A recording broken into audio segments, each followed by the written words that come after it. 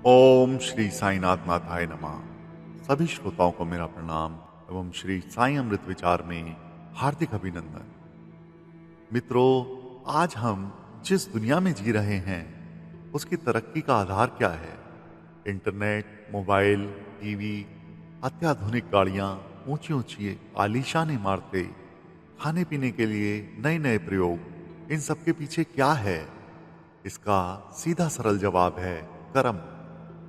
सोचिए, अगर इन अलग अलग क्षेत्रों में काम करने वाले लोग भाग्य के भरोसे बैठे रहते और कुछ भी नए प्रयोग नहीं करते, तो क्या हमारे सामने आज ये सब चीजें होती? यकीनन नहीं। इनका साफ साफ मतलब होता है कि कर्म से बढ़कर मानव जीवन में दूसरी कोई चीज नहीं। कर्म करोगे तो फल अवश्य मिलेगा। ज्यादातर लोग ज्योतिष और पंडित के भरोसे बैठकर वो कर्म भी नहीं करते जो उन्हें करना चाहिए। ज्योतिष पंडित हमारे मार्गदर्शक हैं, वे हमें रास्ता दिखाते हैं, लेकिन हम यह सोचकर भाग्य भरोसे बैठ जाते हैं कि मंजिल खुद ब खुद चलकर हमारे कदमों के नीचे आ जाएगी। ऐसा कभी नहीं होता। भगवान राम को भी सीता को रावण से छुड़ाने लंका पर चढ़ाई करनी पड़ी थी। हनुमान जी को समुद्र लांघकर लंका तक जाना पड़ा था। यह उनका कर्म था जो उन्हें भी करना पड़ा। पंडित और जोशी भी अपना कर्म करते हैं, लेकिन जब यह कर्म महज व्यापार बन जाता है तो वे लोगों की भलाई करना छोड़कर पैसा अर्जित करने में लग जाते हैं। बाबा ने कई बार ऐसे पंडितों और जोशियों की भविष्यवाणियां या कथन झूठे साबित किए हैं। उसका मकसद यह था कि लोग अंधविश्वास से परे उठें। यहाँ हम ऐसे ही 3 कहानियां आपको सुनाएंगे जो बाबा की ऐसी ही लीलाओं का बखान करती हैं। पहली कहानी है दामू अण्णा कासार की। उनकी 3 पत्नियां थीं और तीनों से उन्हें संतान नहीं थी।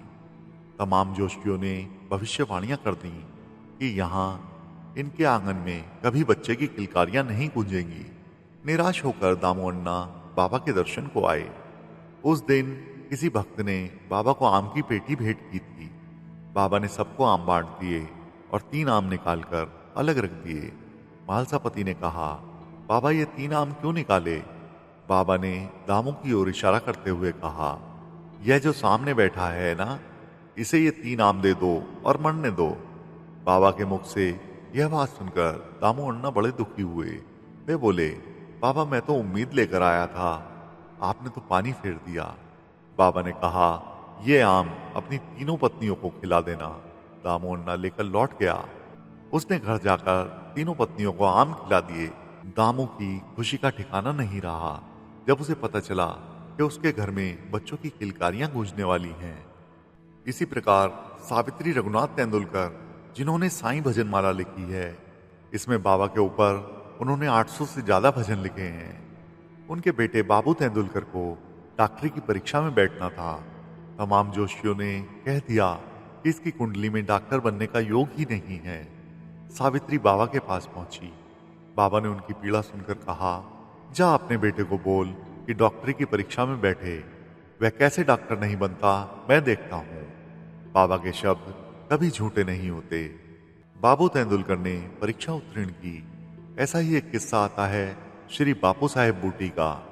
नाना साहेब डेंगले ने उनके अवसान की भविष्यवाणियां कर दी। बापू साहेब डरते डरते अपने साईं के पास आए। उनका चेहरा उतरा हुआ था और उस पर से हवाइयां उड़ी हुई थी। बाबा ने कारण पूछा। जब बापू साहेब ने कारण बताया तो बाबा ने उन्हें न सिर्फ आश्वस्त किया बल्कि उन्हें सांप से भी बचा लिया। मित्रों, हमारे पूर्व से कर्म हमारा भाग्य लिखते हैं। इस बाबत कोई दो राय नहीं है कि हम स्वयं अपना प्रारब्ध अपने किए से ही गढ़ते हैं, लेकिन हमारी नीयत और परमपिता या सदगुरु में हमारी भक्ति हमारे प्रारब्ध को बदल भी सकती है। साईं में हमारा विश्वास उसको रोक भी सकता है और बदल भी सकता है। साईं में अपने विश्वास को इतना प्रबल और प्रगाढ़ कर दो कि साईं भी मजबूर हो जाएं हमें वो देने के लिए जो हमारी किस्मत में हमारे ही कर्मों के चलते लिख दिया गया है।